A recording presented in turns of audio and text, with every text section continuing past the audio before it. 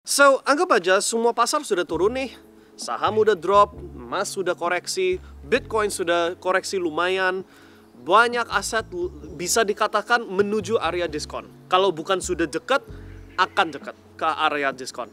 Nah, di sini temptasinya adalah untuk serok sebanyak-banyaknya aset yang kamu paling cinta. Entah itu IHSG, entah itu Nasdaq, S&P 500, entah itu emas, entah itu properti.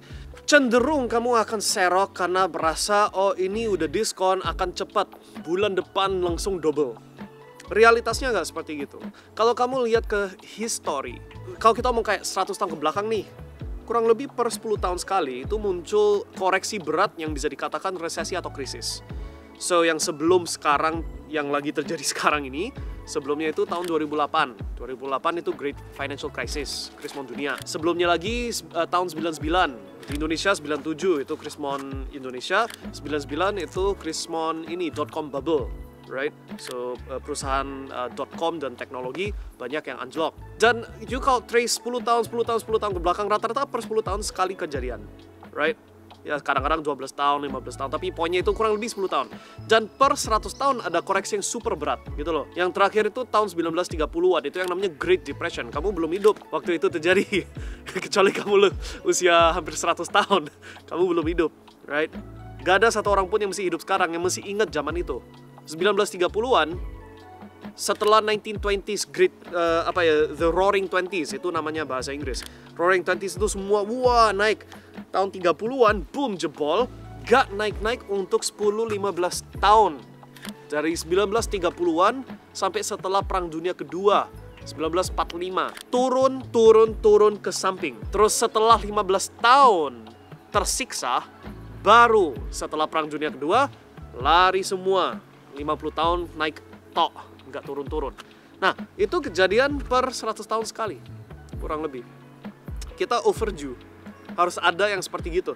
Nah, kalau kamu salah pilih aset, pilihnya itu yang ikut ke samping turun, udah turun nih, udah diskon, tapi malah ke samping terus. Bisa jadi, ini bukan aku bilang akan kejadian, tapi kamu harus pertimbangkan, bisa jadi 5 tahun, 10 tahun, 15 tahun ke depan, nyangkut. Naik itu naik dikit, lawan yang lain, ke samping, setelah sekian lama baru naik. Gitu loh. Yang tahu rasanya itu yang pegang emas dari 2012 ke 2019-an lah, 2020-an. Yuk kalau pegang emas di situ, dia itu sempat ke 1900, turun ke 1200. Berapa itu? Hampir 10 tahun itu cuma 1200, 1300-an. Gitu loh. Nah, memang sekarang udah ke 3000, tapi 10 tahun kamu nyangkut. Sedangkan dalam waktu yang sama, dalam waktu 10 tahun yang sama, Bitcoin dari $1 ke $100.000. You know, cuma satu contoh. Belum lagi S&P 500, Nasdaq, dan lain-lain. Paham ya? Ada opportunity cost waktu yang kamu harus pertimbangkan.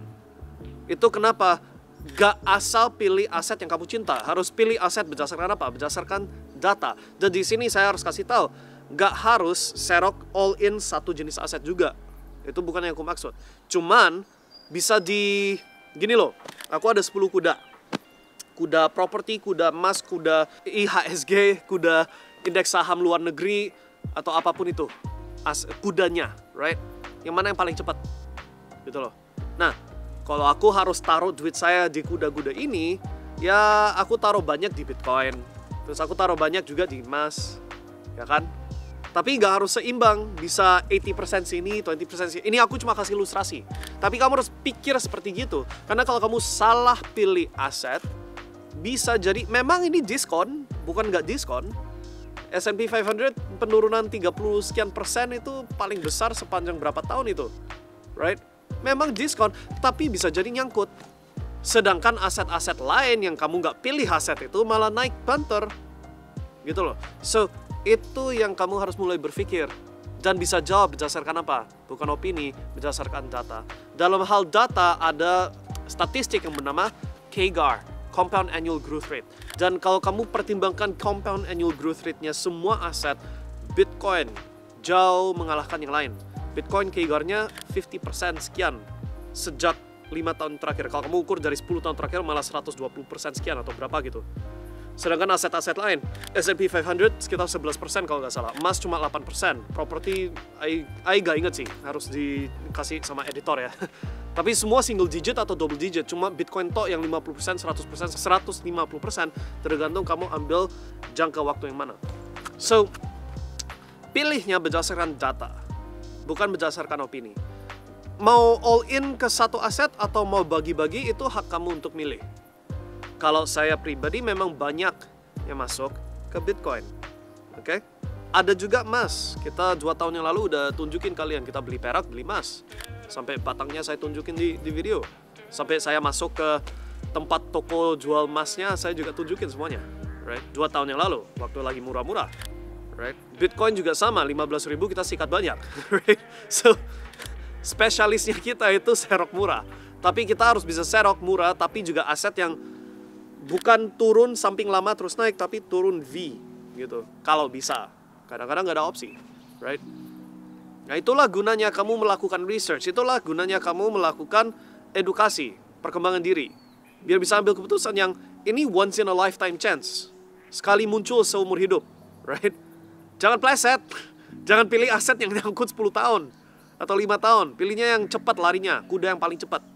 Gitu loh. Nah, itu poin 1. Poin kedua, kalau sudah tahu aset mana yang larinya paling cepat, poin kedua adalah kamu harus bisa mikirin gimana cara ngumpul lebih banyak dari aset itu tanpa harus keluar modal lebih banyak. Gitu loh. So, kamu ini udah kerja ini, udah berusaha, udah punya usaha misalkan, udah ada penghasilannya masuk, good, bagus. Nah, itu daripada dikonsumsi habis, dimasukin ke aset-aset yang lama-lama naik. Right? Atau lebih tepatnya, cepet-cepet naik. Right? Tapi selain itu, ada nggak jalur-jalur lain supaya bisa serok lebih banyak lagi tanpa harus hasilkan uang lebih banyak dari income kamu sekarang, dari kerjaan atau usaha sendiri? Jawabannya bisa, gitu loh. Karena menuju naik, kayak Bitcoin dari 15.000 ke 108.000, jadi itu nggak garis lurus. Kita berhasil serok waktu ini, kita omong 2022 Desember. Kita beli Bitcoin waktu 15.000, right? Kita udah teriakin di sosmed semua. Terus di sekitar April 2023, udah dari 15.000 ke 30.000, kita take profit. Terus gulungin lagi, gitu loh. Sampai Oktober kita masuk lagi, pas sebelum dari 20 something ribu naik ke 70.000, terus ujung-ujungnya ke 100.000 lebih di 2024 akhir, right? Seluruh gerakan itu kita bisa cuanin karena nggak lurus gerakannya, jadi itu naik turun dan dari 30.000 bisa beli lagi di 20.000, itu ekstra 50% Bitcoin, yang artinya kalau you dulu taruhnya 1M waktu harganya masih 15.000. Kalau 15.000 ke 75.000 kan 5x. 100.000, 1M jadinya 5M. Tapi karena bisa jual di 30.000, beli lagi di 20.000, malah ekstra 50%, jadinya 7,5M. Paham ya? Itu loh fungsinya, bisa cuanin gerakan tengah-tengahnya. Itu yang kita sharing ke komunitas kita. Right? So, intinya adalah 2, harus pilih kuda yang paling cepat dan harus bisa jawab dengan data, bukan opini. Oke, itu poin 1. Apakah harus all in ke satu aset? Enggak. Kalau probabilitasnya mungkin emas yang paling cepat, mungkin Bitcoin paling cepat. Ya, bisa bagi. Atau kalau menurut kamu mungkin aset lain bisa lebih cepat, bisa bagi, gitu loh. Saya pribadi ada besarnya itu di Bitcoin.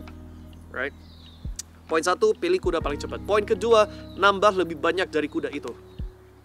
Oke, udah berusaha di income, udah berusaha di bisnis, hasilkan lebih banyak Bitcoin.